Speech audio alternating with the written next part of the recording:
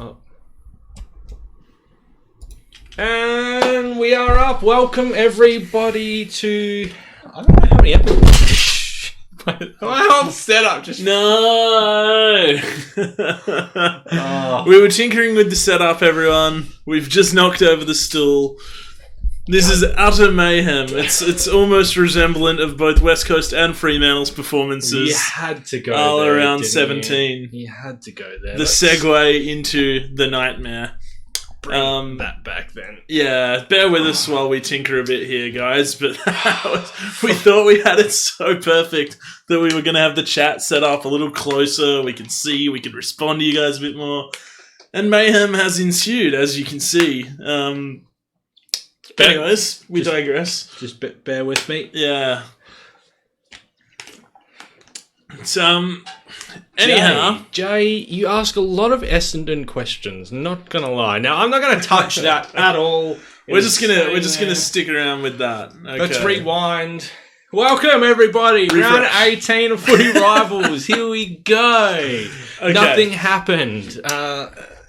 Alas, we've arrived. Round 18. Can you actually believe it's round 18? I think I say this every week, but No, this is it is terrifying going. to me now. Yeah, it's gone both slowly and quite quickly, I think. And it has been a massive week leading into round 18. You were mentioning off the air that you've got a fair few things you'd like to talk about this week, or that we're going to be talking about. There is a lot that's been happening over the week, and even over the weekend as well, that needs to be discussed. Yeah. That's the problem I have when I sit down to write my notes for tonight's show. There's so it's like much, we're so close to the upcoming round, but I want to talk so much about the round just gone. Well, yeah, this is actually probably going to be a longer episode than intended, just because of how much there is to talk about. There's a lot going on, guys. And fortunately, because we're not to a TV schedule or anything, we can actually talk about it as much as we want. So hello, everybody in the chat. Welcome, everybody. Thanks for rocking up. And thank you for coming along. Andrew, I will only ever do that when Fremantle actually win a premiership, which is probably not going to happen. So there is that. Now... Well, you did say that you hate tonight's challenge. Are we alluding to it early? We alluded to the chili early. We'll ask the question. Let's ask our questions. Okay. And I'll do it at the start of the episode, get it out of the way. Yep. Because people who are watching the video after the stream will want to see that straight away. Yes. Let's go through and ask our questions. You can lead the table. All right, I will. I want to ask you, just in, I guess, tying in with the big news of the week of Alan Richardson parting ways or getting the sack, or however you want to, phrase that, with St Kilda. Mm-hmm. Brad Scott has jumped into favouritism pretty early to take the job. Apparently, yes. So I want you to tell me why he should be the man to lead St Kilda next. Like, is he the man? And if he is, like, why is he? Because my brain or my thoughts on that are quite sceptical. I don't really know what to think about that. I need you to give me an opinion. That's an annoying viewpoint that you've put me on, because I have a different viewpoint, but I'll argue it. And we'll go from there. Excellent. All right, what have you got for me? My question to you that I want you to answer. I want you to explain to me how the Lions win the premiership this year. Wow, okay. All right. I told you it was a tricky tough. I told you it was a tricky one. I warned you. You certainly did, and you have come up with the goods on that one, because that is not impossible to argue for, but not easy to argue for. Yes, exactly. Docker fan raises a thing there, which is actually something that I wanted to talk about. It's the second thing on my list, so we can go straight into it and talk about it. Jack Higgins. The brand bleed, unfortunately. Yes. Defect for his blood vessels since birth that he's had. Yeah. Enlarged blood vessels is my understanding, or something like that. You sound like you know more about this than me. I know that he had a brain bleed. So he's had some bleeding on the brain. He was in hospital. He's released from hospital today, but he is done for the season. So I'm all for that call. Yeah, there is not enough understanding surrounding the brain to be testing the waters with this. No, just sit him on ice and let him recuperate. It's really sad because they're coming quite good. Yeah, They could have made another late I think September charge. I think this year is a year that Richmond just do get hit by the injury bug. They're getting They're getting some players back, but I just feel like some players are just going to keep going out. Yeah, maybe they stay on the merry-go-round. But yeah, no, too serious to actually even warrant bringing. No. It'd be can't. similar to the Robertson situation with St Kilda last year with the heart murmur and stuff, and then later with Cruiser and stuff throughout last year and stuff. Anything internal just, like this is too risky. It's not worth risking it. No, that's right. No. Another person who's out, you're going to hate me for this one, is your beloved Nick Natanui. Yes. Give me your initial thoughts. How does this affect their season? What does it do to them? Because to be honest, I'm of the viewpoint that it doesn't actually do too much to West Coast, even though the same. In fact, I actually think because the timeline is an interesting one for me. Yeah. They haven't given a definitive timeline on Nick Nat, and I think it's because they're trying to be a bit sneaky. Yeah. As well as just not knowing how long he's going to take. But obviously they've avoided surgery. Yes. They've because I'm assuming if he went in for surgery, he'd be done for the year. Yeah. They've avoided surgery in the hopes that they'll get him back for finals. Yeah. Or in some capacity leading up to finals. And I feel like that will cause more headaches for coaches to plan against because there's no sample data for the West Coast team with Nick Nat in it. Specifically, how much he changes the dynamic of the team. Well, let me ask you this. If he comes back and it's in the finals, say, hypothetically, he comes back maybe in the second week of finals, miraculously, he's playing.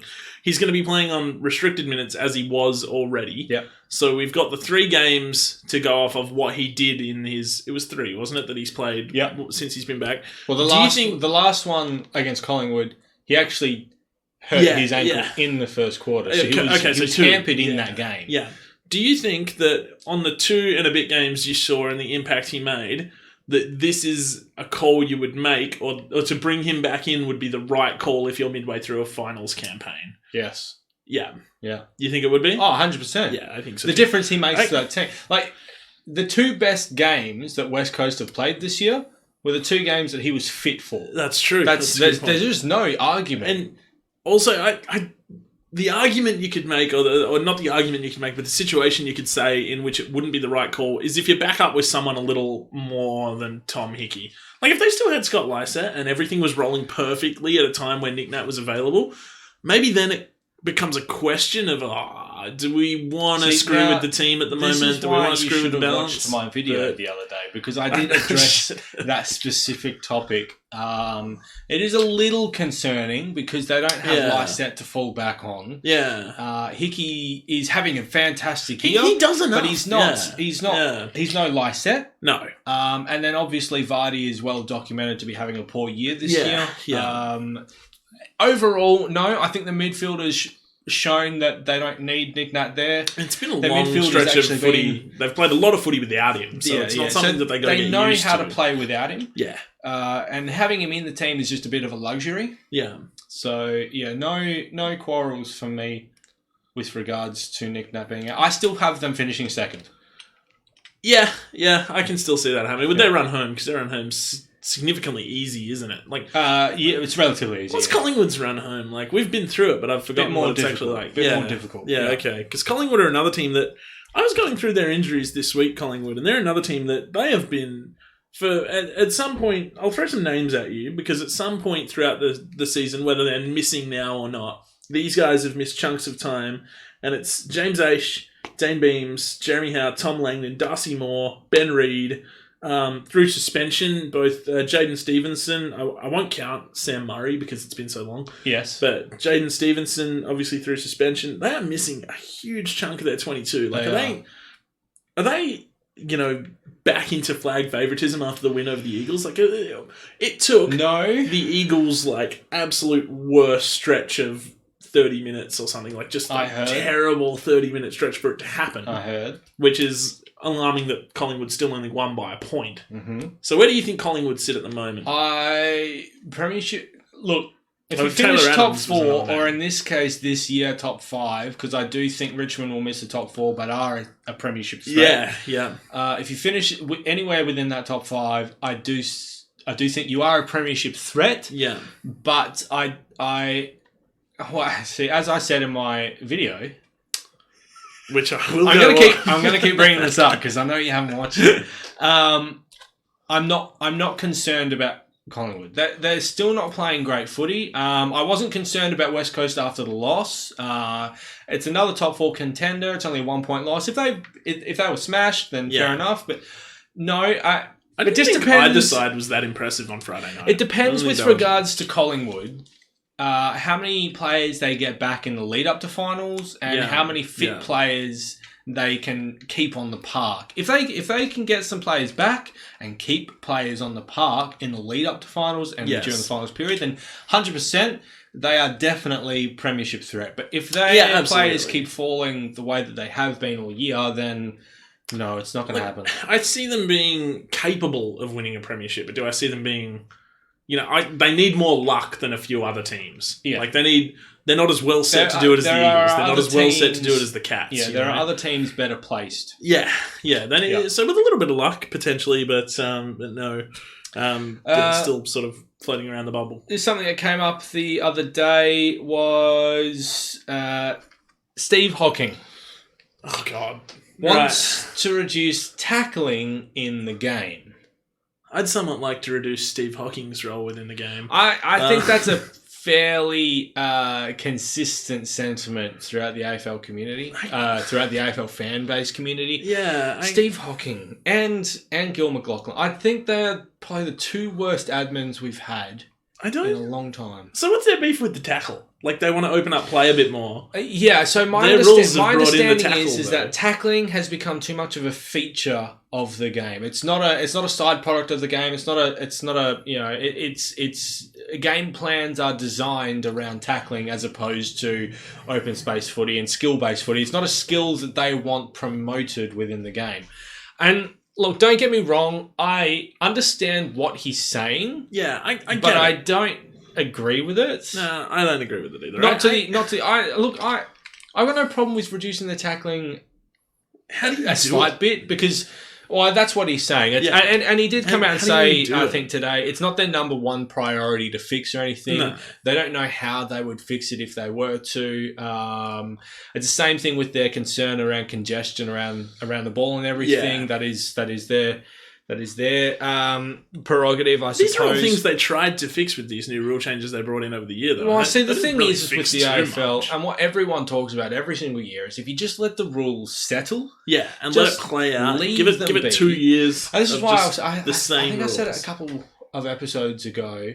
There should just be a rule in place within the AFL system that you can make rule changes once every 3 years. Yes. Right? Yeah. Once you've made those changes, you can't make any more changes outside of extenuating circumstances. Yeah. I don't know, something like if you were to bring in the sliding the no sliding thing or whatever to prevent. I would be okay with that, but introducing such dramatic rules like what we have this year and the previous year and previous years and everything, it should be tabled for 3 years at a time. Let the dust settle, see what it does. If it doesn't work, or if we need to make any other changes, we can do that in another 3 years' time. Yeah, absolutely. You have raised that before, and it is something that I've thought about since you've raised it. And it's just let it settle. You're right. Just let the dust settle on some rules, and it probably will help teams.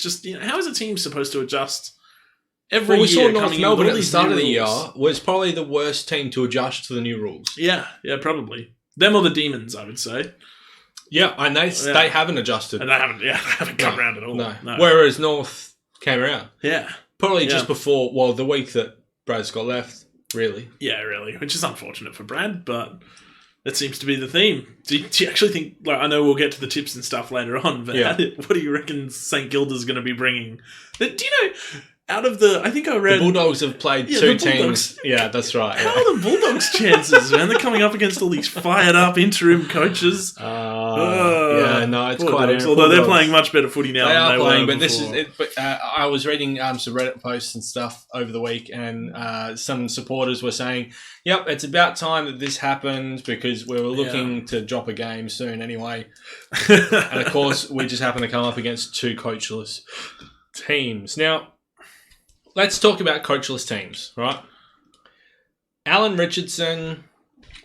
However you want to describe it, okay, the official word is that he walked away from the club. Yeah. Let's not beat around the bush here. Yeah. He was not coaching St Kilda in 2020. So he may not have been sacked and he may have walked away to save some dignity, which I wholeheartedly am all for. Yeah, I think so. It leaves him some reputation to walk away. Some leeway to maybe get another assistant gig somewhere. Who knows? But it also lets St Kilda get on the early board to be able to do their due diligence and make an educated decision. Looking at. I mean, look, after this, I don't see too many clubs that are going to sack their coach.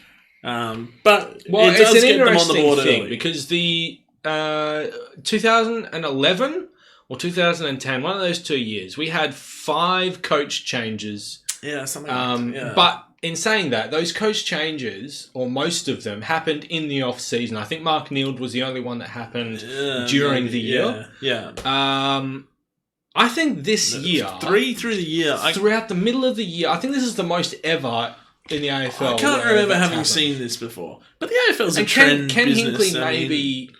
Like, before the year is done... Or by the end of the year, he could be gone as well. He's really in the balance. And John Horsford as well. He's hanging by a thread at the moment, I think. Yeah. So, you're right. So there are 2 more, and this gets St Kilda on the board before potentially those 2. Ross Lyon's not going to go anywhere, but in my opinion, but who knows, maybe the Saints are thinking, the Freya's going to be looking, maybe we need to be looking as well. Those are good points. I mean, what do you make of the Richardson sacking? Just, unjust? Was he given a stiff run, or was it time to leave? No. It was. They kept him on for a year too long.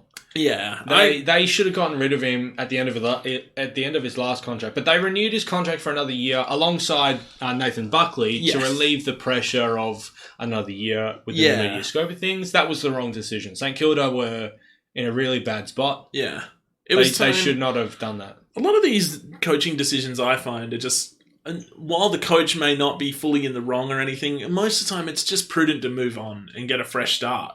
So I think it's the right call. It's late. It's too late. It's definitely a late call. But at least they've sort of pulled up their socks now. Brett Ratton comes in and becomes the interim coach. Yeah. A multiple-time interim coach. That's right. Yeah. Does he have the same impact as the other interim coaches have had this year? Mm. Can you see it with the Saints list? Well... Because everyone knew that Carlton's list was... rising was good. North's list was never supposed to be too bad. But the Saints list... I don't see it happening, and this is why I don't want to shut the idea out completely that Ratton will have success at St Kilda, because I shut the idea out that Shaw would have success at North, and I shut the idea out that Teague would have success at Carlton. Yeah. So I don't want to say that's absolutely impossible, but it's far less likely to happen at St Kilda than at those 2 clubs. With the way St Kilda are tracking at the moment, I forget how they went over the weekend. They had a loss. I can't remember who they lost to. No, I couldn't tell you from the top of my head. Nah. But my notes from last week are just on the table. I think they had a loss. I'm sure they had a loss. Yes, they did have a loss. They wouldn't have sacked Alan Richardson if they had won. They lost to Geelong. Yeah, they did. 30 or so points. So by no means disgraced by a team in the level of Geelong or anything, but it was. I don't see them being able to bounce back the way North or Carlton have. No. And I'm not sure if Brett Ratton's even as good a coach as Teague or Shaw. I got no idea on that at all. But I very, very highly rate Brett Ratton. In fact, so much to the point. Now, there is talk that Brad Scott's probably going to get the job at St Kilda. Brett Ratton held up his hand and said, I'd go back to Carlton, which surprised me a little bit. Would Carlton go back there? It surprised me. That's in the business of question. Moving on, aren't they? But I think that St Kilda would be absolutely stupid to not snap up Brett Ratton. Yeah, I think he's the best credentialed coach looking to get a senior job. out of everyone at the moment. You could be right. And I tend to usually say don't go near the former champion of your club because look what happened to Voss, look what happened to Lepich, look what happened to Primus at Port Adelaide. Heard Yes, the greatest debacle. Total different kettle of the fish. Greatest debacle. Sorry to the Essendon fans in the chat, but totally different kettle of fish there. But yeah, like I think Robert Harvey might be okay if they bring him in. He's had a very, very long apprenticeship at Collingwood. Like, he's done his time, whereas Voss, Lepich... Like, Lepich actually had success as an assistant at Richmond. See, Voss is a touchy one for me because he signed with West Coast to be an assistant coach. Yeah, that's right. He was keen to do he signed the papers... And then the Lions job came up, and so the West Coast job was supposed to be his experience. Yes, yeah. And he walked away from getting experience to go just straight in, and that was obviously the wrong decision. Yes. Yeah, I'd like to see Robert Harvey get a gig. I'm all for the storylines. I love the, former champion comes in, and he's paid his dues. Yeah, I don't think it's necessarily a former champion. Yeah. The storyline shouldn't be former champion comes in to save the club. No. Because that'll be the headline. Perhaps not the whole story. But that's not what it would feel like if he were to come in. Like, he's paid his due diligence. He's paid his... Yeah, he's not just some guy that they've been like, hey, you were good at our club. You've been in this room before. Unlike what North Melbourne are trying to do at the moment, which is... Yeah, exactly. Like, they're just calling up every player/coach that's ever played for North Melbourne. Before we move away from St Kilda... because I do want to talk about Brett Ratton as well, but before we move away from St Kilda are talking about the potential to ask for a priority pick. Yeah, they are. Now, flavour of the week. Yeah. Your face tells me it's a stupid call. I want to run something by you though, okay? Okay. There are 5 steps to determining whether a club is eligible for a priority pick, okay? Yep. Number 1. The amount of premiership points they've had over the last few years. They'd be eligible. Now, over the last 7 years, 5 of those, they've had 6 or less wins. Okay, yeah. That's bad. Step 2. Their percentage over the last few years. So since 2011, which was the last year they made finals, they have not been over 100% since. Jeez, wow. Step 3. Don't know. Finals over the last few years. They haven't made a final since 2011. Yeah. Premierships over the last few years. Last how many years? Last few decades. I'm not here to throw stones in my glass house. Last half a century. Come on. And number 5, which I think is crucial, their injury rates over the last few years. Okay. They've been tanked with injury. They have been over the last few years. So when you count the when you injury actually rate, go over that criteria, they fit it. They fit the priority pick. I mean, when you say injury rate, so if they've been crippled by injury, they're worthy of a priority pick, or are they unworthy because they've been crippled by injury? No, they're worthy. Okay, all right. But they have to fill all 5 of those criteria before they're eligible. Now, my understanding is they fill those 5 criteria points. Yeah. Do they get one? Well, I want to ask you a question. In my answer to this is going to be a question to you. Who deserves one more? Like who should have one? Who needs one more? Gold Coast or St Kilda? Like St Kilda. I think St Kilda too. Gold Coast have the young players right now. They're still at the bottom. They'll get some more young players now. The Saints have got a lot of Gold Coast 20 fringe guys. The Gold Coast are set. To be perfectly honest, the Gold Coast are set up. Yeah. They've got a good coach. They've got a good culture set up there now, and they're getting good young players who are re-signing. Lukosius, these who are re-signing with the club. Yeah. Their club's future is good. It's far brighter than St Kilda's. I would say 100%. Yeah. So the Suns will play finals within the next 3 years. Yeah. The Saints will not. Yeah, I could get on board with that. I'd say maybe 4 or 5 years for the Suns. I don't know if they'll be ready in 3. But it's going to be much sooner than the Saints. I can see it happening. The Saints are kind of like, where do you get better? Like the Saints are banking on, and this is why maybe they need a priority pick because they need quantity of talent to come through. But they're just banking on guys that they might get in the draft turning out to be, the Fife Cripps level superstar. Yeah. And if they can get one, that's excellent. But yeah, I'd say they're more worthy of one than than the Gold Coast. Yeah. Yeah. Do I think they'll get one?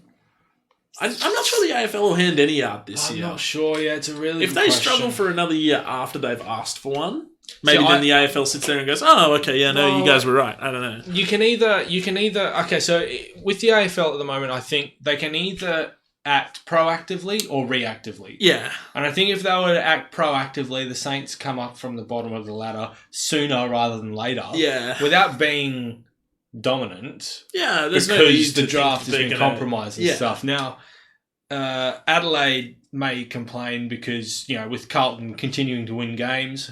Yeah. And then a priority it's all starting to look a little less happy for Adelaide. Pick number 1, pick number 2 might not be theirs either. Pick number 3 might not be theirs either. And I do think Carlton will still rise up to about 15th position on the ladder. Yeah, potentially. I mean, I'm looking at that area because that's where my team is, and my team's slipping and theirs is rising, so why not? Why not? One thing that did come up in the news, just to stray away from St Kilda now, was mid-season trades getting a little bit closer. Yes. I want your thoughts. What do you make of the mid-season trade period? And how do you think it should play? We've spoken about this. We spoke about this a few weeks ago. We have. My only concern is that if not enough rules are implemented so that it can't be abused. And it's all well and good saying that. That's not what I want to happen and everything. But we all know that the AFL will overlook things and will just go through it too quickly. Yeah. And then clubs, in particular, the Swans, will find a loophole and they will abuse it. Yeah, because that's what they do. Yeah, absolutely. And that's not a stab at the Swans. No, that's their job as brilliant. That's their job as a club. Brilliant list management, what the Swans do, year in and year out. They find ways around the system to benefit themselves, which is what other clubs do not do. And they cop a lot of flack from other clubs because that's what they do. But, I mean, why? Because you didn't think of it first? Yeah, I don't understand. It's a club's job to tilt the competitive advantage in their favour. I don't understand why anyone would have a problem with that. I don't have much thoughts at all on mid-season trade, to be honest. I know I wrote it down in my notes, and then I just wrote yay or nay next to it because I don't know. I'm probably more pro than con with regards to it. It allows the clubs a bit more flexibility. Yeah. It allows clubs, say, okay, let's give an example. Collingwood this year, who have been wrecked by injury, they might be able to go to a lesser club or something like that. Or some players, some fringe players of other clubs that might actually be able to come in and help them out.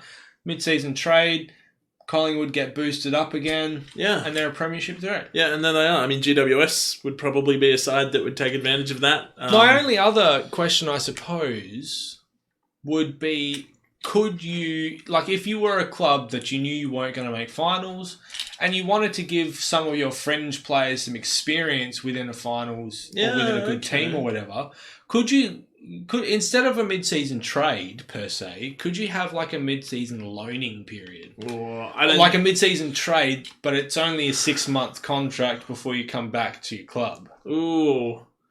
Potentially, I don't think the AFL. I don't think it'd work. It's an interesting idea, but it's a really interesting idea. I mean, the idea of sending a maybe even a young kid just to go we'll use an example for yourself, right? Let's say Cam McCarthy's not getting games because all of their forwards, so all of Fremantle's forwards are there, right? They're not injured. Yeah. Alternate reality, right? Yeah, we're in a whole different dimension here, folks. Cam McCarthy's not getting games. He would like to get some games and everything. Fremantle have started to drop out of the top 8. Collingwood are getting injuries and everything. We'll loan you Cam McCarthy for the rest of the year. Yeah, okay. He comes back to us. Like a bit rejuvenated, and they give you a player in return for the 6 months, maybe in a because your front line is doing so well, but your back line has lost Alex Pearce or something like that. You could use someone just to help fill that hole to propel you potentially back to finals. Right. It could. Do you know what I mean? I'm on board with mid-season trades for that. I don't think clubs would ever be buddy enough to go for the mid-season loan. Not, which is a bit. But the idea actually intrigues me quite a bit. It certainly does. Speaking of Freo and not being around the mark, I watched Ross Lyon's press conference during the week. Right. The post-game presser from the Hawks abomination. He said, surrounding the Fife comments, but not particularly aimed at the whole Matt Fife thing where he's saying he wants protection. He wants Fremantle to get more tough. He said Fremantle's being too nice. Yep. Yet he can sit on the selection panel and drop Mitch Crowden, their leading tackler from the week before, and bring in Stephen Hill. What kind of precedent are you setting, man? You say that, but I don't know. And yes, this is not to defend Ross Lyon by any means, but the selection of teams is not solely with the head coach. No, it's not. But he does hold considerable sway. Yeah. That's.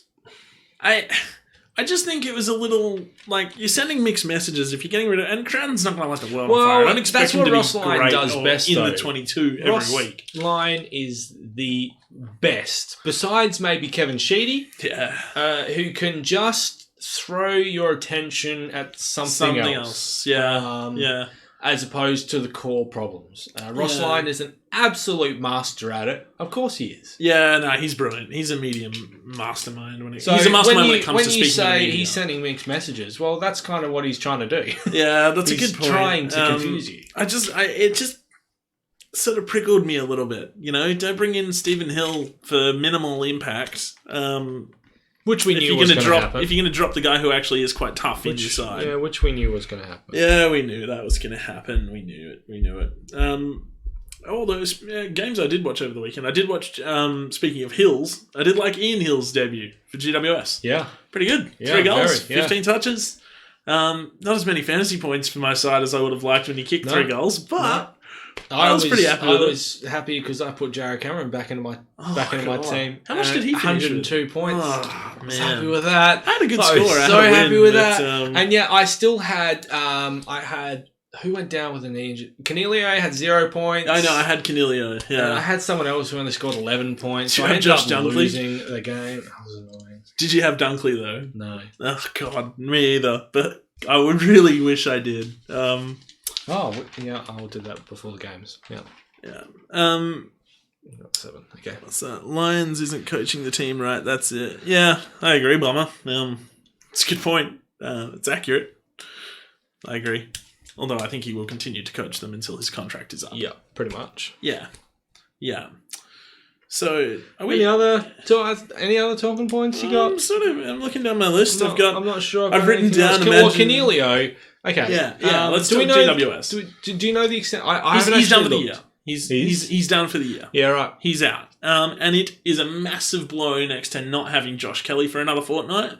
And even when you get Kelly back, I don't think Kelly makes the impact to that team Canelio does. Not compared to Canelio, no. No. It's sort of a next man up situation where they don't have another next man up. I do think Taranto can... Taranto's amazing. Can bear some of the load that Canelio Taranto's amazing, but I feel like he's already giving everything he's got. And I don't know if he can take on I'm more. not sure, because if that was the case, he'd probably be burning out. Essentially, you lose Canelio. You want Taranto to step into the Canelio role. Yeah. Someone to step into the Taranto role. Who can do that? I don't know the Giants team well enough. Able to give that answer, I'm going to look at their ins and outs. They brought in. We'll have a look at them. I mean, they bring in Stein, Finlayson, and Mumford. So no one really to come in and do a Taranto or a Because Finlayson is in the forward line, isn't he? Yeah, and we know what Mummy is, and then so Stein. Stein must be the guy. I mean, the one they did throw up as a potential debutant, which clearly hasn't gotten a gig, is Jai Caldwell, their first round draft pick from this year. But do we expect him to come in and do... Well, maybe with Ian Hill staying in the team, Toby Green works in the midfield a bit more. That could be something that they look at, given the dominance that Toby Green had in their loss to Richmond. That has potential. And when when Josh Kelly comes back, that gets a little... It gets easier. Yeah. Taranto, Kelly, and then some other guys filling in the midfield. It's not bad. I think that probably leads us to the games. And in response, Bomber, who gets the punishment? That is me. And that's going to happen right now. To clarify, there is times where we could both get the punishment. It's not one person, 1 week. Yeah. It is a matter of who gets their certainty wrong. And if we both get it wrong, we would be doing punishment. Fortunately, only one of us got it wrong this week. And that would be our dear friend Ryan, who Anthony McDonald Tipping Woody just crippled you with only seconds left. The magical man has pulled out a fantastic kick. Bloody Northman. And he has sent you down to the soury depths. My punishment this week is not one I'm particularly happy about. Are we ever happy about any of them? See, spicy stuff doesn't bother me. Yeah, see, I was sitting there last week. I'm pretty happy with spicy stuff.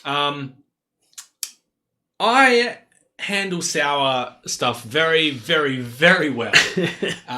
Sour lollies and warheads and stuff. You remember the old warheads? Yeah, I used to like the old warheads. They didn't sour spray stuff. Didn't bother me at all. Yeah. However, this stupid little yellow thing, I have never been able to eat. So, Bomber's just laughing at you right now. Thanks, Bomber. This is validating me as a person. So this is my point. I've got. So what are you doing? You're just eating the whole. I'm going to try. It's obviously got the rind and everything like that. Yeah. My goal is to be able to eat the lemon. So, I mean. Okay. All right. Here we go, folks. So, anyone who's watching, again, just remember that this is all the cause of McDonald's tipping Woody. So how do we do that? Are you eating the skin of it as well? Or? No, hell okay. no. All right, good. It's not good. Oh man, this is like all I can think of is the Lemon Tree episode of The Simpsons.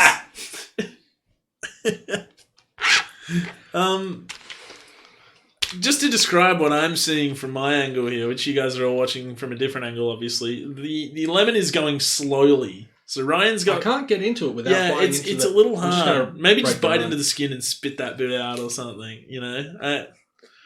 Yeah. That worked well. This is excellent. I like this. This is making that. If anyone was watching last week, you remember how unattractive it was when I had to eat a chili. This is giving me some sort of validation. Thanks for this, guys. Okay, so while you get into that, I should know before we all right. move ahead. I'm getting this all over my papers. If you want to give us any ideas or determine what our punishments are going to be when we get our certain things wrong. Make sure you join our Discord. The link is in the description below.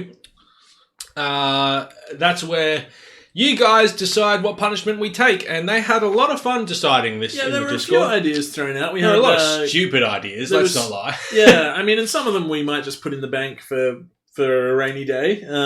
But there was eating a clove of garlic or like a whole garlic, I think. Mm-hmm. And also eggs, like raw eggs. I think Andrew threw up that he used to eat eggs or something like that. So there was that. Joel's just trying to get everyone to have tequila shots. He just wants everyone drunk. Yeah, that I'm not overly keen on. But speaking of Joel, his team's first up. If you're ready. Am I skipping ahead too far? Do you need time? No, you're right, man. It's like just watching pure unpleasantness. Like mine last week was painful. Sour. Yours is just pure unpleasantness. Unpleasantry, whatever. Alright, first up, Friday night, Adelaide Oval. I don't actually know the time. We haven't actually gone through and decided what 50-50 games there are here. So do you want to just quickly go through and which ones are 50-50 so we know how many we have to choose from? Okay, well the first game's definitely 50-50. Adelaide and so that's going to be a 50-50. Richmond and Port Adelaide. I'd say that's 50-50. Yeah.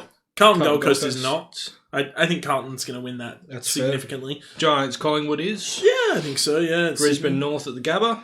Yep. I think it is. Freo Sydney. It's in Perth. Yeah. Geelong Hawthorn at the MCG. Probably not. Probably not. No, I think the Cats. I didn't think Hawthorn were very good last week. Melbourne West Coast and Darwin. Nah. Saints Bulldogs at Marvel. Yeah, sure. Why not the interim coach thing? So it's 1, 2, 3, 4, 5, 6 that we've got here. All right. Leading us officially into the games where we have Adelaide and Essendon at Adelaide Oval. I didn't actually write down a time, but I'm guessing it's like 7:20 or Friday night. I don't know what time it is. Friday night. Anyway, in for Adelaide comes Tom Lynch. Out goes Tyson Stengel. And for Essendon, they bring in Heppel, Hartley, Ambrose, and Snelling. Out go Laverde, Hurley, Fantasia, Clark. So they take a bit of a hit on the outs, but they get their skipper back. I don't know what to make of this game. I'm really like, I don't know. Like, have we got anything in the chat? Adelaide lost bets. No, I don't think they did, Bomber. I didn't see him in the outs. Yeah, Joel's right. They dropped Stengel as Ryan finishes the dregs of the lemon. I'm licking my fingers. Why the hell am I doing it? You just ate like 10 Coronas worth of lemon. Yeah, I think I like Adelaide in this game. And I don't know if they've been playing great. How'd they go last week? They lost to... Or did they win? I can't remember if Adelaide won or lost last week. I don't know who they played. Joel, let us know who Adelaide had last week. Beat Gold Coast. Yeah, flogged Gold Coast. Yeah, smashed Gold Coast. That's right. Tom Lynch back in this side is a game changer. Yeah, it's huge. Yeah. Particularly when you only lose Stengel. So you haven't lost anyone of note, and you bring in Tom Lynch. If we're going, this is a 50-50, then I am going Adelaide as my certainty. Okay, Adelaide over. Okay, I like that. Tom Lynch makes the difference in this. He's huge. Yeah, he's their out. He's like the link-up dude that if you need someone in the midfield, like obviously he's not going to play centre bounces or anything, but if you need someone to get a touch in the middle of the ground and propel you into the forward line, or you need someone kicking goals, I mean, he's the guy. He's excellent. And Essendon loses Michael Hurley, which is big. Hurts them when the other team is getting Tom Lynch back. Yeah, but Michael Hurley won't go to the Lynch anyway. He's their third. He's their third tall. But it does still stretch them, you know. I mean, like, what are they going to do now? They've got who are they going to, like? Does Redmond go to Lynch or something? And does it's purely midfield dominance here. If Essendon let Adelaide get on top of the midfield, they're going to have too much space. Their defenders are not going to know what to do. Adelaide's got Brad Crouch on fire as well. He was really good against the Gold Coast. I think Adelaide for mine. I don't see this going any... Like Essendon can win. They can win, yes. Their wins haven't been overly impressive. Like, it took them to the wire last week to beat North. The week before, I think they beat GWS... or was that 2 weeks ago? It's something like that. Yeah, but it was only just. In between, they had another small win over Sydney. So yeah, GWS, Sydney, North, all within like the space of a goal. Now you've got to travel to Adelaide versus. I do think Adelaide will probably win this by about 25 points. Yeah. So what are our resident Bombers fans saying? I think it'll be. What I think will happen is Adelaide will win the first quarter quite convincingly, and the rest of the game will be an even contest. And Essendon won't be able to draw that margin in from the first quarter. Yeah, I also just think Essendon's game relies on their midfield actually being strong, and I don't think Adelaide's going to allow them to do that. I like Adelaide's midfield in this matchup. Yeah. Adelaide for me, that's my certainty. Crows for me. For the week. If I get that wrong, join the Discord, let me know what I got to do. He's locking it in. Well, good Saturday. segue. Yeah.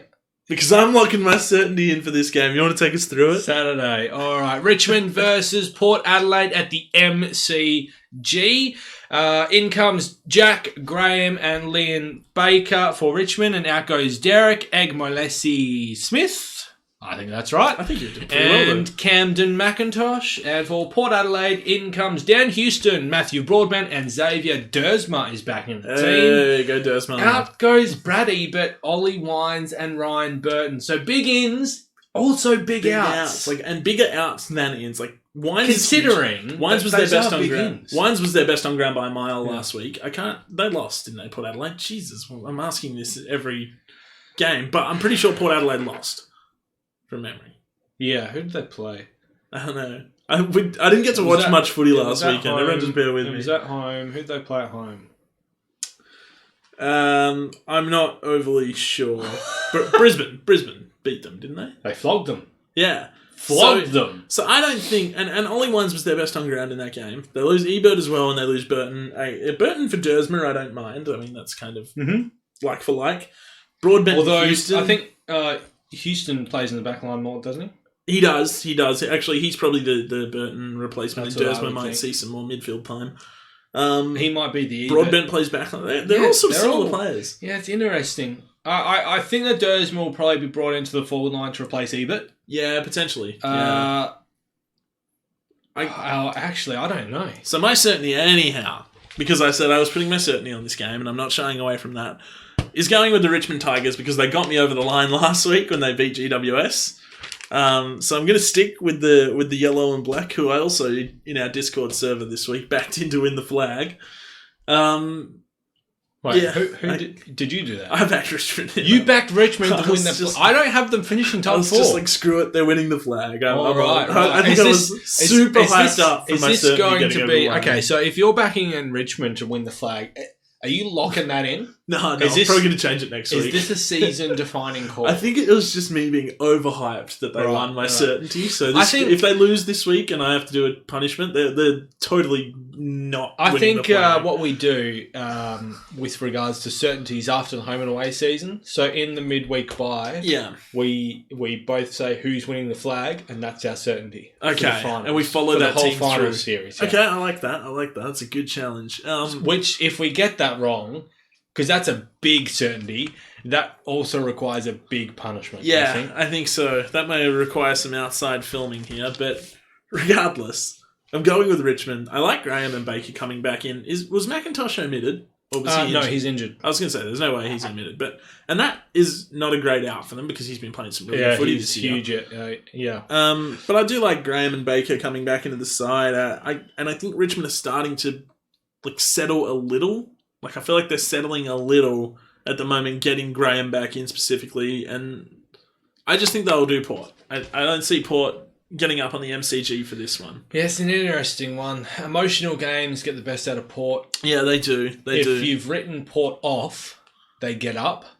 Yeah. And this seems to be one of those games where Port's written off. So it's a danger game for Richmond. They don't strike me as a team that would play that bad on the MCG. No, they tend to play all right there. Yeah. Their game style tends to lend to it a bit more. Yeah. Yeah, I do think Richmond get up. Mind you, Richmond don't leave the MCG for the rest of the year. Yeah. Maybe that helps. But I'm not 100% confident on Richmond. No. Port is a slight worry for me. Yeah, which is why they're a 50-50 game, I suppose. Yeah. But yeah, no, Richmond for mine, and an unsold Richmond for you. Yeah. Okay. Which moves us into Game 3, the second of the Saturday games. Carlton and the Gold Coast. Yeah. If we had have had this matchup 10 weeks ago, it would have been interesting. No longer. Even just 6 weeks ago. Yeah. Carlton bring in Wiedering, lose Hugh Goddard.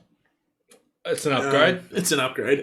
It's the way they want to be heading anyway. Well, Goddard came in for Wiedering. Yeah, so Goddard's like a plug-in for Wiedering when he's not there. So that's fine. And for the Gold Coast... Big changes. In Burgess, Ellis, Dawson and Wright. Out goes Miles, Shear, Corbett, Weller. Now, can you tell me, because I didn't see this on the website, was Lockie Weller dropped?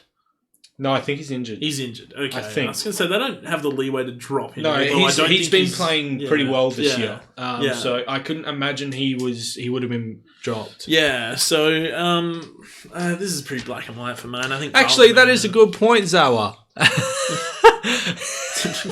Carlton lost by 5 points the last time these two teams met.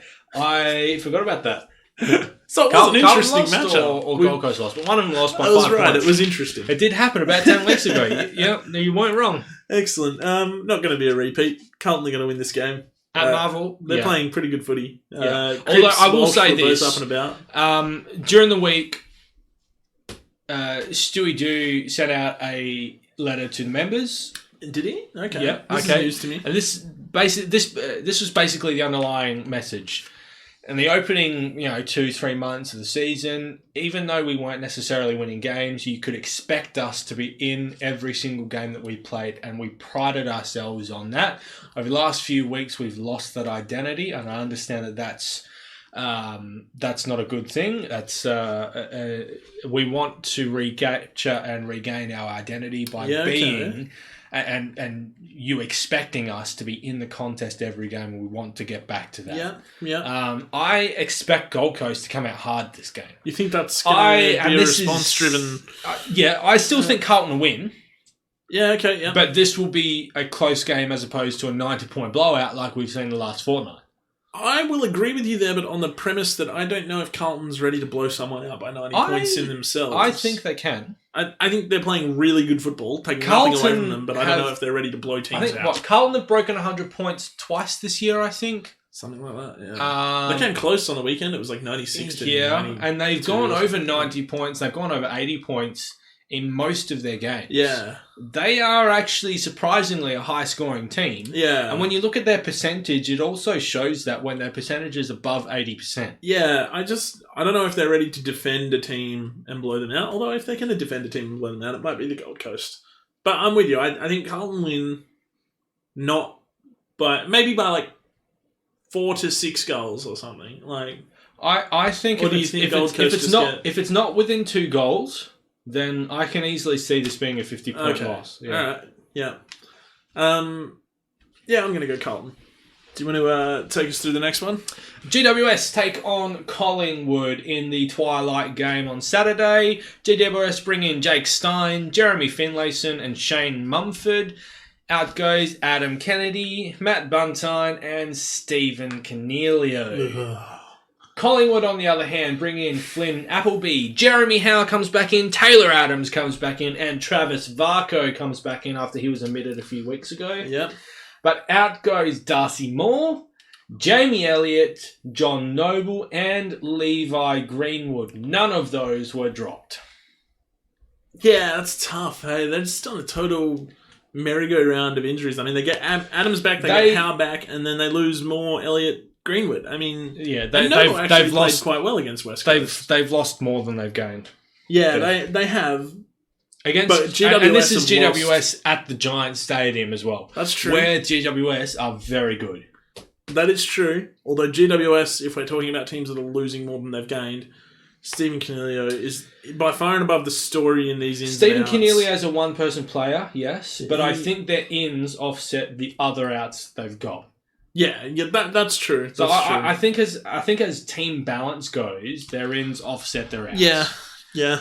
But like you said, Cornelio's it's a hard one to get over. Having said that, I don't think Collingwood's outs I will agree that their outs offset are worse than the ins.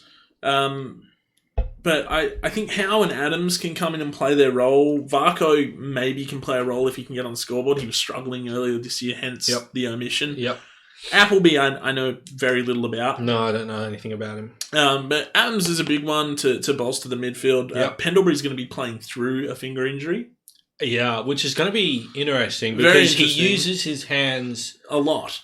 a lot. I mean, his basketball background that we hear about every single week, the ability to be able to use his hands to pick the ball up and everything and direct where the ball's going to be. I mean, it sounds stupid, but a player of his quality that is as clean as he is, having a hand that's going to hamper that cleanliness of disposal could really affect him. It could, which having Taylor Adams in the side might help out a little. Might help out, but I don't see Taylor Adams as being a particularly clean player. It's a tough game to pick. I'm going to go with the Pies. Because I really like how they played last week, despite the fact that, yes, it took a horrible stretch from West Coast just to fall over the line by a point. I still kind of liked how they took the game on. And I still really just like their midfield. And Grundy is going to monster Shane Mumford. And absolutely run him around the ground. Depends on what Mumford comes out. So Mumford hasn't been great this year.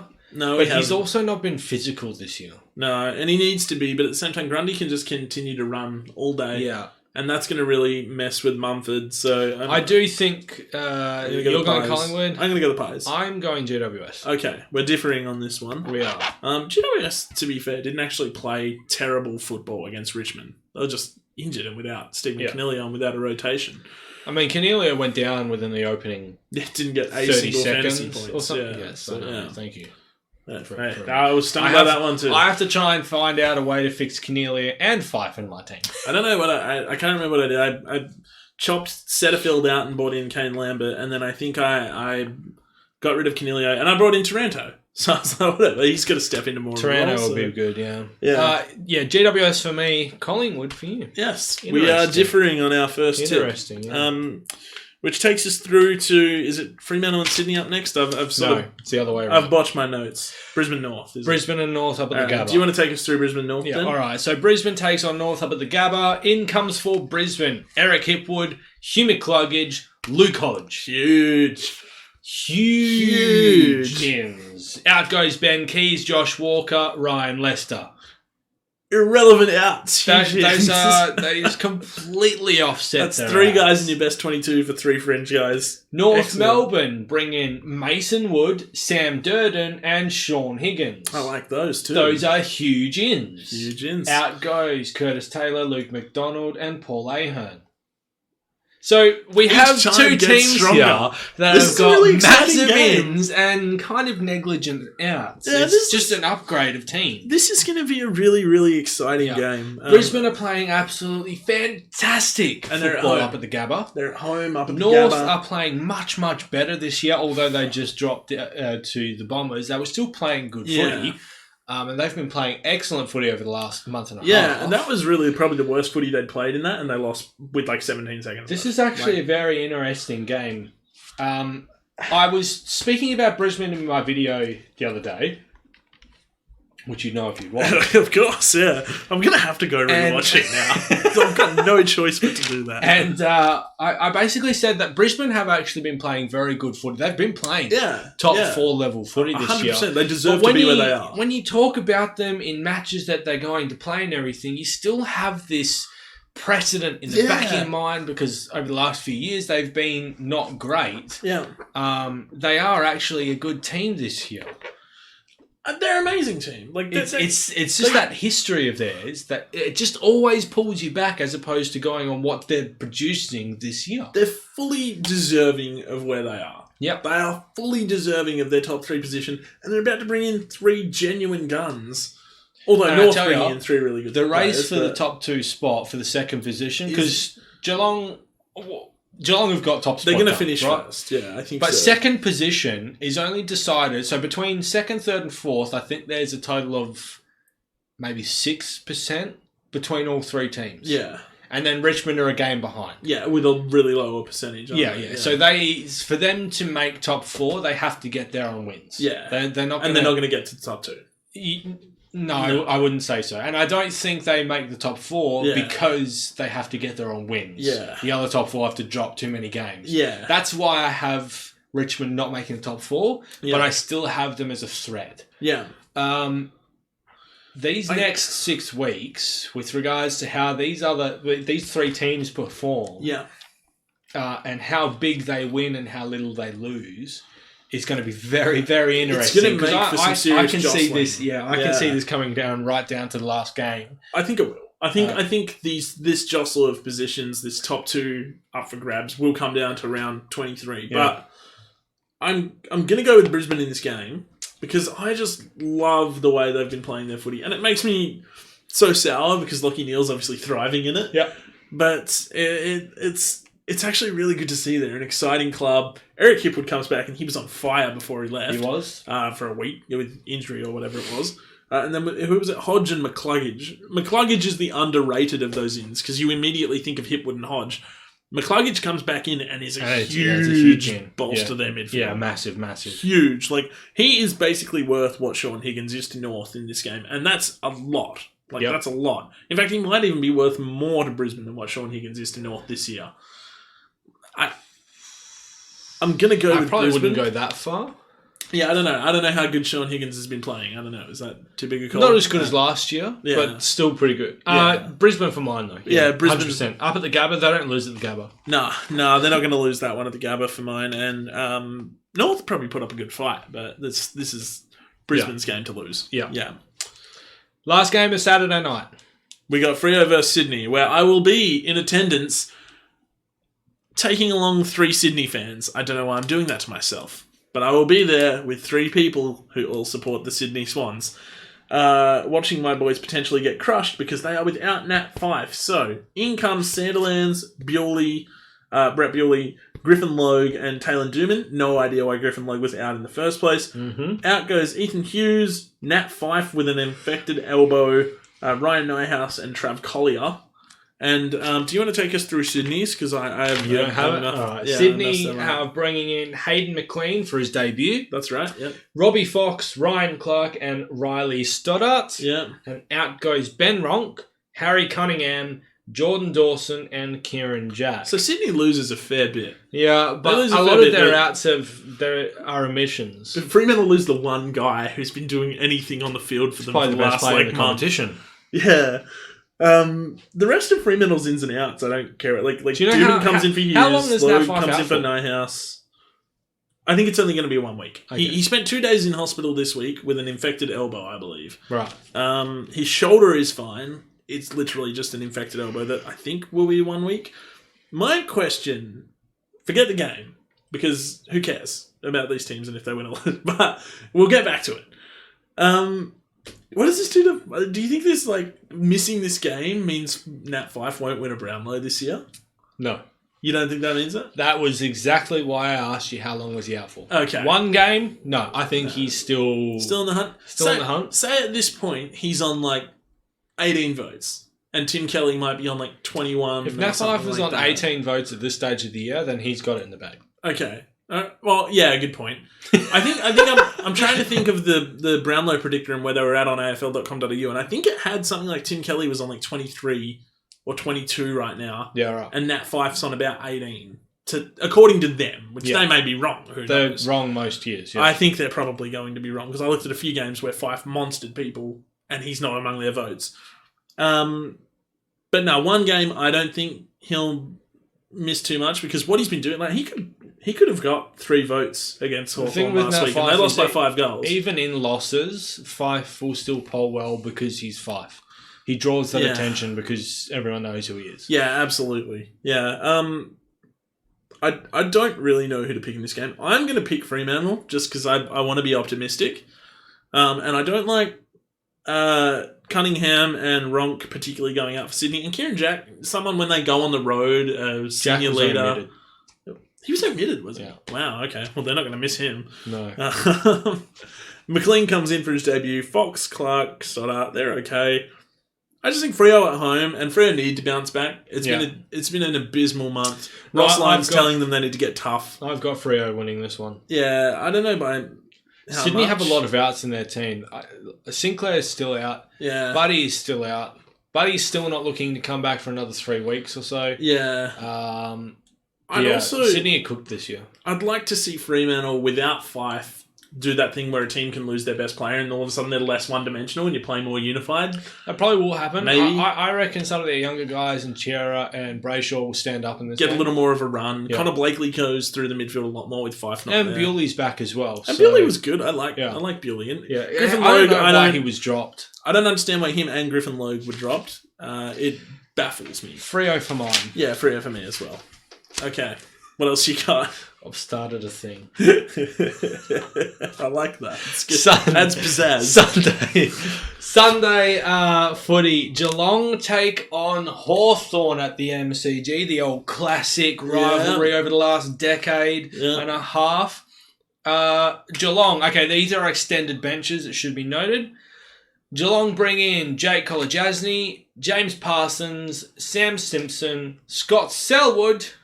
I'm happy with that one. Yeah, I'm happy with that. Zach Smith, and out goes Brandon Parfitt. Hawthorn bring in Darren Minchington for his debut from St Kilda. Yep. Not a lot of people will remember who he is. Jack Gunston, James Cousins, and Jonathan Segler. Pretty good ins for the Hawks. Yeah, and not bad. ins for Geelong. Wow, they're all pretty good as well, depending on who stays, I suppose. But I don't think this is going to be... I hope Scott Selwood gets a gig. I hope so too. Yeah, I like Scott Selwood. He's been horrifically injured for since 2014. Yeah, unfortunately. Yeah, and he was a really you wind back to his last year with the Eagles. He was a really integral part of that team. He was touted as the most talented of the Selwood brothers. Yeah, but injuries just curb stomped him. Yeah, yeah, and him and Shuey were a really good midfield in his last year at West Coast. So he won the West Coast Best and Fairest. He did too, didn't he? In 2000, I want to say 2012, for his tagging role. Yeah, who was the best tagger on the comp? Yeah, that's right. And that's including Ryan Crowley at the time. Yeah. For 1 year. You got 1 year. Okay, I'll give you 1 year. I'll take it. Don't take anything from me. I'll take it. He was genuinely very good. Yeah. But he's just lost a lot of mobility through all of his ankle problems. Yeah. So it's good to see him get a gig, but he's not a stable mark of the Geelong team. No, he's not, and they're not going to need him regardless of whether he plays or not because they're going to win this game. Yep. By a landslide. Yeah, I'm going to go with the Cats. Hawks get back-to-back wins, but their back-to-back winning streak ends on Sunday. And they weren't impressive against Freo. Freo just were awful. Nothing impressed me about Hawthorn. One person out of 18 made that game competitive. Yeah. the fact that they didn't actually romp Freo is a bit of an embarrassment for Hawthorn because literally it was one guy. Yeah, Nat Five genuinely single-handedly kept Fremantle in that game for as long as he played probably the best 15 minutes of any player this season with the way he just monstered. Which is even more interesting because he got injured, goes down a forward line in the span of 3 minutes, he kicks 3 goals. Yeah. Bang. Best player in the comp. Yeah, I agree with you there. But Geelong, in a landslide. Geelong. Landslide. A big victory for the Cats. Second Sunday game of the week goes. Melbourne take on West Coast up in Darwin. Extended benches should be aware. Yeah, of course, Sunday games. Melbourne bring in Corey Wagner, Josh Wagner. I feel like I'm saying those two names every single week. Oscar Baker and Tim Smith. West Coast brings in, this is very interesting, 3 debutants. Not all 3 will probably be picked. Wow. Bailey Williams for his debut. Francis Watson for his debut. I'm very excited to see whether he gets picked. Yeah. Jack Petruccelli, Jake Waterman, Matthew Allen comes in for his debut. Wow. And Will Schofield, but out goes Jamie Cripps and Nick Natanui. I don't think Francis Watson gets a debut if Jared Cameron, Liam Ryan, Willie Rioli are all in the team. That small Francis Watson is a backline player. He's not a forward player. Oh, isn't he? Oh, okay. He plays off the half. All right, I've got him wrong. Okay, maybe he will. Which, in saying that, depends on whether West Coast has any more outs. Maybe Nelson comes out and Watson comes in. Potentially. Which I would like to see. Yeah. I think Petruccelli Nelson's comes had in a tough for few weeks, hasn't he? Like, he's been serviceable. I thought he slogged it out. I thought he got the him. stiff end of a few calls as well against Collingwood. Petruccelli will come in for Cripps, no doubt. Matthew Allen is a bit more of a midfielder, so I don't think he gets a gig. I'm not sure why Schofield is... Oh, he'll be named as an emergency, I suppose. Yeah. I think maybe Jake Waterman comes in for Natanui. Yeah, maybe. Free up Oscar Allen. Yeah. West Coast are going to win this game of footy. I think they need to bounce back just within the consensus if they of this top don't 4 win race. Their top 4 chances are probably gone. Top 4 or top 2? Do you mean top 4? You think the top 4 chances are gone if they lose this? If they lose this and Richmond win, they're on equal points. Yeah. Okay. Wow. With a better percentage though, right? They do have a better percentage, yes. Richmond not leading, but there are still another 5 games where Richmond can make that percentage up. Yeah. If West Coast are on a losing streak. I don't think Melbourne. I don't think they'll lose. Melbourne were poor last week, man. Like the Bulldogs beat them only by a few points, but the Bulldogs were not good either. Like from what I saw from that game, no team. In fact, Josh Dunkley was just that game. It was like you got the most prolific performance arguably of the season from a player. Yeah. And they still only just got over the line against the D's. So the D's were poor. Like they haven't got any outs significant, do they? No, they've got no outs as of yet. No. Okay, yeah. I'm going to go with West Coast. Yeah, West Coast for mine as well. Yeah. They should get over that. Yeah. Last game of the round, St Kilda with a brand new coach, shiny new coach. They can unveil to everybody. Takes on the Bulldogs. Yeah. For the Saints. Okay, sorry, go on. In comes Bailey Ross, Dara Joyce, Dalton Langlands for his debut, Matthew Parker, Sam Rowe for his debut, and out goes Ben Long. He's being managed. Managed, okay. Excuse me. That lemon really giving it to you. For the Bulldogs, Bailey Dale comes in, Caleb Daniel, Dale Morris, Hugins, Riley West for his debut, and Tom Liberatore. Out goes Toby McLean, unfortunately. Yeah. That's a big loss Was for them. Was he injured? I think so, yeah. There's no way that he should be omitted. No. Big ins for the Bulldogs. Huge ins. Caleb Daniel's a massive in. Kind of nothing ins for the Saints.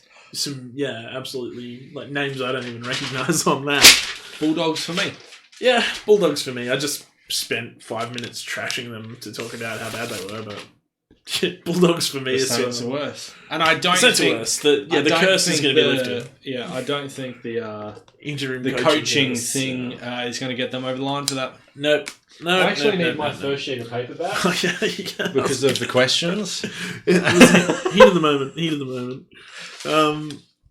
Shall we get to the questions then? Is that what we're up to? I think that's pretty much where things That's lie. our tips. So to recap certainties, I've gone with Richmond over Port. I've gone for Adelaide over Essendon. We'll find that one out pretty quickly. Yeah, and then Richmond over Port's the second game of the round. So Yeah. we'll know pretty early. So join in the Discord server because there's going to be plenty of time to chat about our potential punishments. Hopefully, you're the only one doing one. No, it's not gonna be. I've only got 3 wrong for this year, and I think you're up to about 4. I think I'm 4. I think I'm on 4. I've got 1 extra. So we've got 6 rounds to just extend that lead you've got on me. Yeah. Well, 6 rounds to reverse it.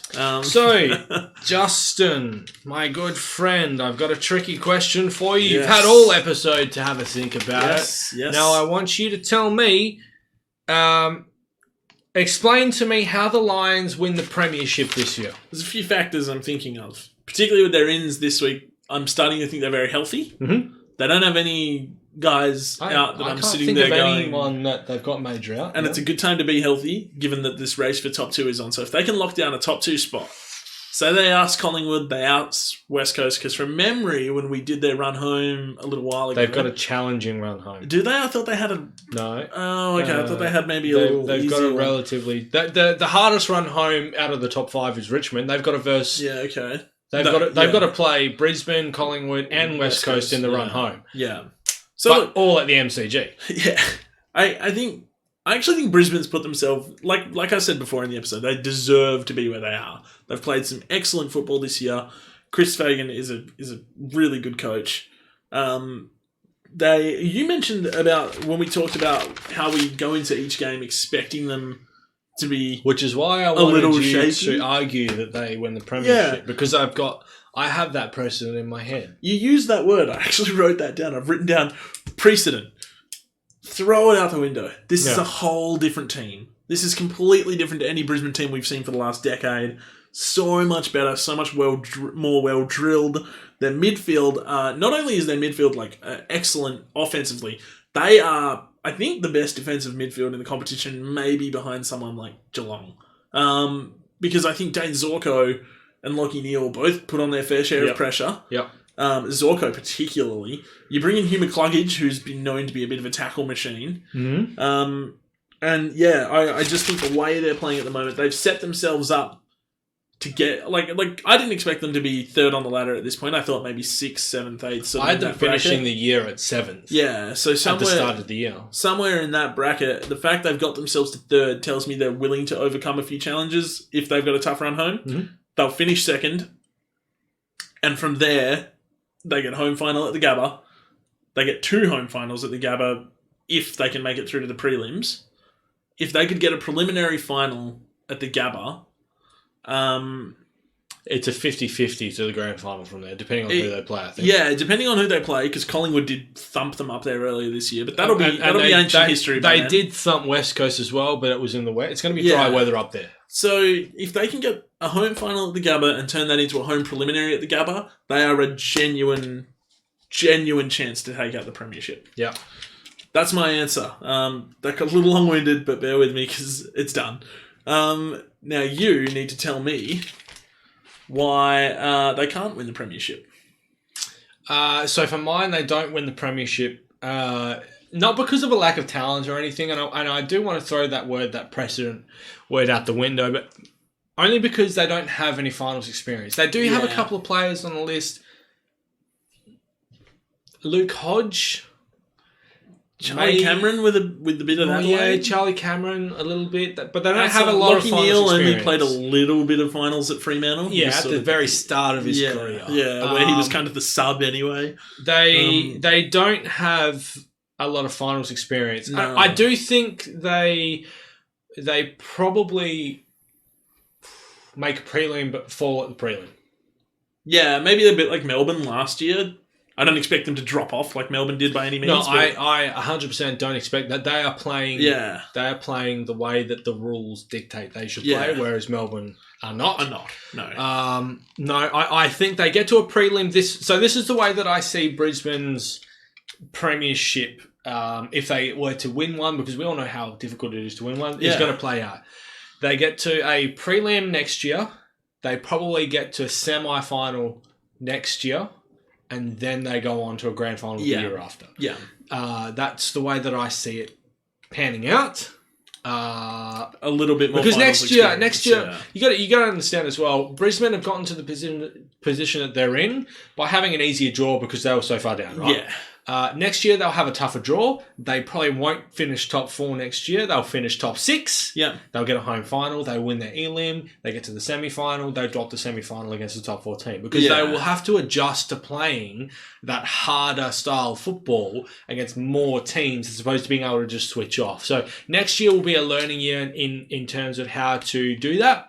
They'll get a slightly easier draw from that finish of next year, which then puts them top 2 the year after. Yeah. And then from there smooth sailing to a grand final. Yeah. That's my prediction of how the Lions will go. Bomber believes it's going to be West Coast versus Brisbane, so at least he believes your boys are going to be around the mark. Yeah, but it's going to be West Coast in Perth. Yeah. For the grand final. For the grand final, I think that might be. Yeah, right. That's a very interesting thing. Yeah. I think we can take the Brisbane. And so thinks, I think the we Blues. can take the Lions on. No, the Blues were. They were talking about how the Lions don't have any famous players, and neither do the Blues, but someone said Cripps, which is a very good point. Yeah. Now you got a question for me. Okay, my question for you regarding the St Kilda coaching position. Yeah. You said this wasn't your official stance for your personal stance. I've already given my personal stance. Yes. So you need to now give me a stance that supports Brad Scott and endorse him for the role of St Kilda coach. Why would he be the man? Why would he? He's got proven experience in being able to make a lesser team into a finals team. I think since 2012, he's turned out... Well, since 2014, maybe.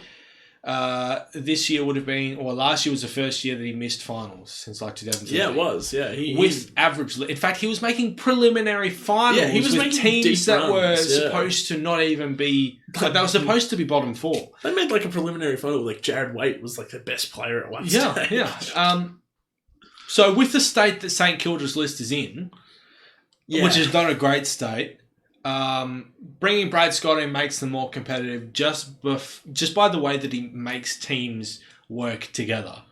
Now, at the start of the year, you could argue that wasn't the case, but by the time that he left, he had readjusted the team to a position where they could then start winning games again. Yeah. And Reece Shaw just kind of went along with those improvements sort of thing. He made some tweaks himself and everything, but Brad Scott's last game was evident enough that those tweaks that he'd made would then continue their progress moving forward sort of thing. So Brad Scott is definitely a good coach. However, his success meant that North Melbourne couldn't properly reload to get a proper premiership team going, which was to his detriment. Now, if he was to come onto the Saints team, he would have to come in with the ethos, we're doing a rebuild. That means for a couple of years, we have to throw wins out the window. Yeah. And I'm not sure whether he can do that. I don't think... It's not in Brad Scott to do that. No. Which is where the detriment comes from by having Brad Scott. Yeah. Which is where I'm going to come in and back you up on that last point that you just made. If he's going to get the most out of these players and maximise their potential and get them into like 9th, 8th, maybe sneak into 8th, but be like 9th, 10th position most of the time, and he's going to get them basically playing the way they were for like about the first month of the season, throughout the entire season, that's not going to be good for St Kilda. Because they're going to float around there, they're going to do what North did for 10 years, or however long they're going to have Brad Scott for, and that's going to be it. Reload. Bring in Robert Harvey. I'm fully endorsing Robert Harvey in this one. Bring him in. He's going to do a good job. What I can tell is that Collingwood players have a really good rapport with Rob Harvey, and you need a player to have a good rapport with with the coach. Okay, yeah. So, I just don't think Brad Scott getting the best out of St Kilda, while he will, if he's the man for the job, I don't think that's actually what is best for St Kilda. Yeah. Yeah. No, I agree. That's, my personal standpoint is Brett Ratton at Saints. I wouldn't mind Harvey going to the Blues, though. Not a bad call. Not a bad call. And potentially something that could happen. I mean, they said they wanted an experienced coach, and while he's not experienced head coach, certainly a guy who's been around the traps. Well, he retired in 2008, so he's got 11 years of experience within the coaching caper. Yeah, and he's been at Collingwood for a while. Like they have had no desire to move him on from his job. So clearly, he's good at what he does. And they've moved a lot of assistants on. Yeah. Through various in-house reviews and stuff, and he's probably been, besides Buckley himself, the one standing coach that has not been moved. Yeah, and that clearly tells you that Collingwood value his input and what he does for them, and they're a good side now. So I think he's well placed to take on a head coaching role. I agree. Yeah. So is that us? That is us for this week. It's big. Massive week. Yeah, huge week. Everything we talked about seemed to be significant. There wasn't any little tidbits that got thrown in there. Everything was juicy. Very interesting week in the world of AFL. We'll see if this weekend pulls out any other plugs, because we've got 6 50-50 games. Yeah. And each one of those, except for maybe, I want to say, the Freo Sydney one, has quite an effect on the teams and maybe not the Gold Coast Carlton one. But even if they're not going to affect the finals, they're going to have a profound effect on the teams in them. Like Carlton needs to continue, Gold Coast need to respond, Fremantle desperately need to respond. Yeah. Sydney need to respond. Interesting round really this weekend. And I'm sure that there will be a lot of discussion in our Discord with regards to it. Absolutely. So make sure you do join our Discord. Description link is in the description below. Guys, if you did like the show this week, make sure you leave a thumbs up, subscribe, and ring the bell for notifications when we come out with the new show and everything, as well as videos that we come out with throughout the week as well. Absolutely. We'll keep you up to the brim. Very interesting things that are going to take place over the round. So thank you for being with us, and we'll see you next week. Absolutely. For now, this has been your AFL Access. Bye.